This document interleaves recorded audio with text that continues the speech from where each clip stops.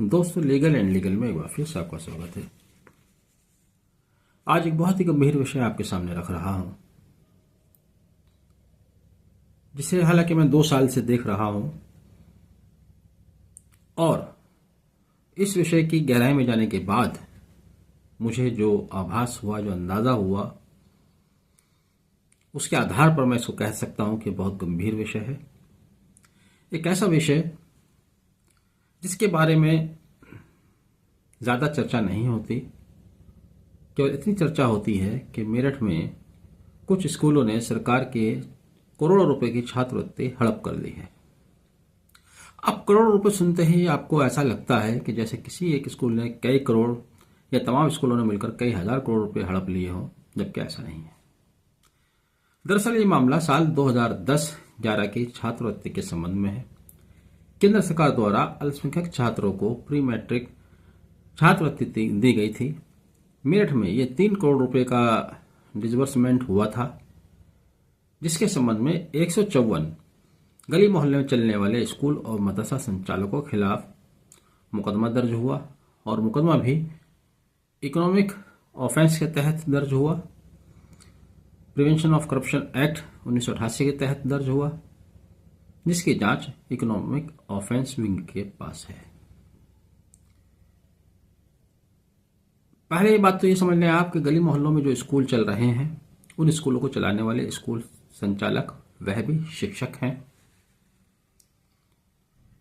पहली बात, प्रथम दृष्टया ऐसा महसूस होता है कि उन्होंने कोई घोटाला नहीं किया है।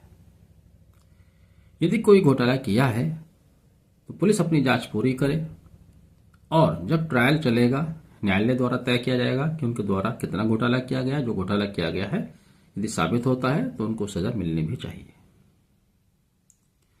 लेकिन हो यह रहा है कि इस मामले में साल 2016 से एफआईआर दर्ज होना शुरू हुई। 2016, 17, 18, 19 तक एफआईआर दर्ज होने का सिलसिला जारी रहा, और आज हम 2025 में प्रवेश कर गए हैं। आज तक भी पुलिस द्वारा उन मुकदमों की जांच नहीं की गई है, जांच पूरी नहीं की गई है और चार्जशीट दाखिल नहीं की गई है। आरोप क्या है ये भी आप जान लीजिएगा। स्कूल संचालकों के ऊपर आरोप है कि उन्होंने केंद्र सरकार द्वारा दी गई प्री मैट्रिक छात्रवृत्ति का वितरण छात्रों को नकद किया है, जबकि नियमावली के अनुसार छात्रवृत्ति का वितरण बच्चों के बैंक अकाउंट में किया जाना चाहिए था। इस संबंध में स्कूल की तरफ से जो बात कही जा रही है वो कही जा रही है। जो बात निकल के आई है, मेरी अपनी इन्वेस्टिगेशन में जो बात निकल कर आई है, मैंने भी इसके ऊपर एक रिसर्च की है 2 साल से, जैसे मैं बताया देख रहा हूं। पहला तो है कि जिस समय छात्रवृत्ति स्कूलों को दी गई चेक से, और उनसे कहा गया कि छात्रवृत्ति आप बच्चों के खाते में ट्रांसफर कीजिए, कक्षा 1 से कक्षा 8 तक के छात्र। जब यह स्कूल संचालक या उन छात्रों के अभिभावक बैंक खाता खुलवाने गए तो बैंकों ने खाता खोलने से इनकार कर दिया। बैंकों ने अब उस समय अपने नियम का हवाला देते हुए कहा कि हमारे छोटे बच्चों के खाते नहीं खोले जाते। यह बात समाज कल्याण अधिकारी तक पहुंची, और उस समय chief development officer Shubhra Saxena ने समस्त बैंकों को, मेरठ जिले के समस्त बैंकों को एक पत्र लिखा है, जो पत्र आप देख रहे हैं, जिसमें उन्होंने समस्त बैंकों से कहा कि छात्रवृत्ति केंद्र सरकार के प्राथमिकता में है, बच्चों के खाते खोले जाने हैं बैंक में, आप बच्चों के बैंक में अकाउंट खोलिए। लेकिन इस पत्र का भी बैंक के ऊपर कोई प्रभाव नहीं पड़ा, बैंकों ने खाते नहीं खोले। जब बैंकों ने खाते नहीं खोले तब प्रदेश सचिव लीना जौहरी की तरफ से नियमावली जारी की जाती है, हर साल जारी की जाती है। छात्रवृत्ति के संबंध में ये लीना जौहरी द्वारा एक नियमावली जारी की गई। इस नियमावली में स्पष्ट रूप से उन्होंने कहा कि प्रदेश में जो छात्रवृत्ति चल रही है ये उसके संबंध में है, और इसमें उन्होंने स्पष्ट रूप से कहा, जो कहा वो मैं पढ़कर सुना देता हूं, कि ग्रामीण एवं नगरीय क्षेत्रों में समान रूप से कक्षा 1 से 8 तक के छात्र छात्राओं को छात्रवृत्ति का नकद भुगतान किया जाएगा। अब देखिए, जब प्रदेश सचिव ये कहती हैं कि छात्रवृत्ति का नकद भुगतान किया जाएगा, तब स्कूल संचालकों और मदरसा संचालकों ने कहां पर गलती की। दूसरा आरोप जो एफआईआर में लगाया गया, पहला तो नकद वितरण का आरोप लगाया गया, दूसरा आरोप यह लगाया गया कि समाज कल्याण द्वारा जो फॉर्मेट जारी किया गया था छात्रवृत्ति डिसबर्स करने का बच्चों को, वो स्कूल द्वारा बनाए गए फॉर्मेट से मैच नहीं करता। उन्होंने एक फर्जी फॉर्मेट बना लिया। अब वो फॉर्मेट क्या था, जब स्कॉलरशिप आई थी तब ये कहा गया था कि छात्रवृत्ति बच्चों के खाते में स्थानांतरित की जानी है, हस्तांतरित की जानी है। तो जाहिर है जब समाज कल्याण ने जो फॉर्मेट दिया उस फॉर्मेट में बच्चों का नाम, पिता का नाम, कक्षा, खाता संख्या और चेक संख्या का कॉलम था।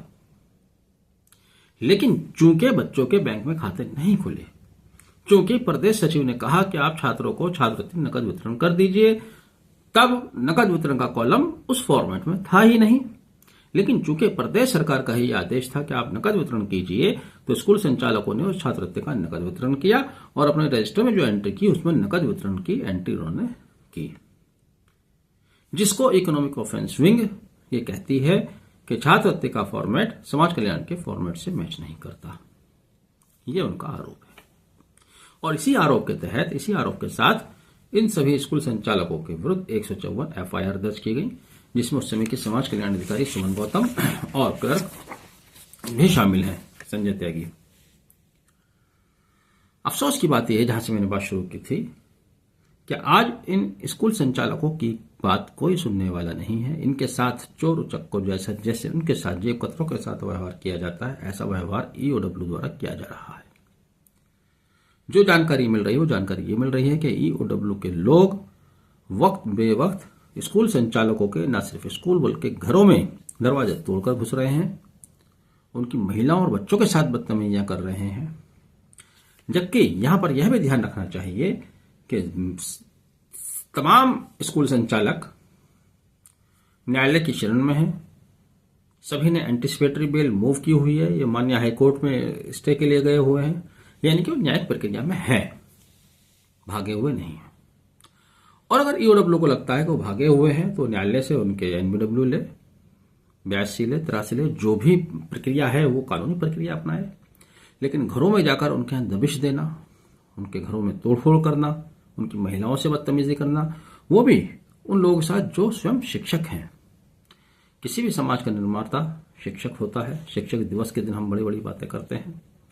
यहां पर मैं फिर एक बार रेखांकित कर दूं कि मुस्लिम इलाकों में, खास तौर से मुस्लिम इलाकों में या पिछड़े इलाकों में, इन छोटे छोटे स्कूल और मदरसा संचालकों का योगदान है कि समाज में शिक्षा के प्रति जागरूकता बढ़े, समाज में शिक्षा का रेट आगे बढ़ा।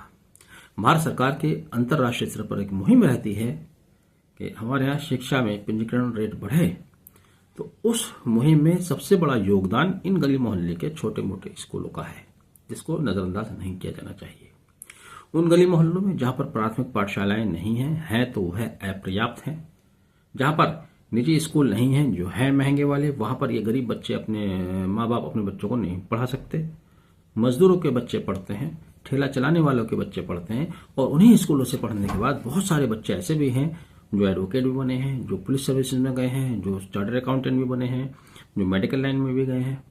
आज उन स्कूल संचालकों के साथ जिस तरह का व्यवहार हो रहा है, बड़ा दुखदायी है। और दुखदायी इसलिए है कि कोई भी आज इनकी बात नहीं सुन रहा है, और शायद वर्तमान प्रदेश सरकार के संज्ञान में ये बात नहीं है। ले कौन जाए, उनके संज्ञान में बात नहीं जा रही है। यदि मुझे उम्मीद है कि प्रदेश सरकार के संज्ञान में बात जिस तरह से मैं बता रहा हूं, जो है फैक्टर, इस तरह से उनके संज्ञान में लाई जाए तो शायद इनके साथ कुछ बेहतर हो सकता है। हालांकि यहां पर पूर्व सरकार का बहुत ही नकारात्मक रवैया रहा। नाम भी ले लेता हूं, आजम खान साहब।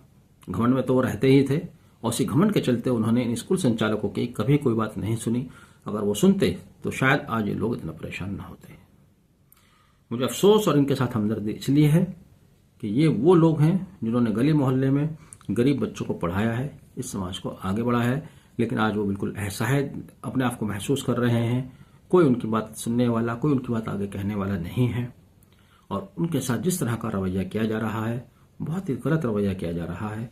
अगर सरकार तक किसी तरह से बात पहुंच पाए तो बेहतर होगा। सरकार को चाहिए कि अगर आप उनके साथ कोई मुकदमा वापस नहीं कर रहे हैं, उसकी मांग भी नहीं कर रहे हैं, तो कम से कम इतना तो करें कि वो न्यायिक प्रक्रिया में है, वो अपनी जमानतें कराएं या स्टे ऑर्डर कराएं। नहीं मिलता है तो फिर वो सरेंडर करेंगे, भाग कर आए हैं, तो इतनी छूट उन्हें दी जानी चाहिए।